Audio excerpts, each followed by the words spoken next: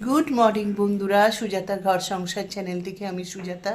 তো দেখো, ভগবান শ্রীকৃষ্ণ রাধারানীকে দেখিয়ে তোমাদের সঙ্গে গুড মর্নিং করলাম।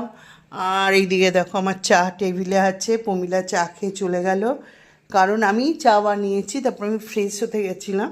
তা প্রমিলা তাড়াতাড়ি করে খেয়ে বেরিয়ে গেল, কারণ ওকে তো আরও অন্য বাড়িতে যেতে হবে। আর একটা জিনিস দেখাই, দেখো তোমাদেরকে, আমার লিও বাবু দেখো। লিও বাবু, ও লিও বাবু, বন্ধুদেরকে গুড মর্নিং করো। এই লিও, বলে গুড মর্নিং দিদি আর দিদুনের বন্ধুরা, বলো। তো চলো বন্ধুরা, আমি চাটা খেয়ে নিই। আশা করছি এতক্ষণ তোমাদের চা খাওয়া হয়ে গেছে।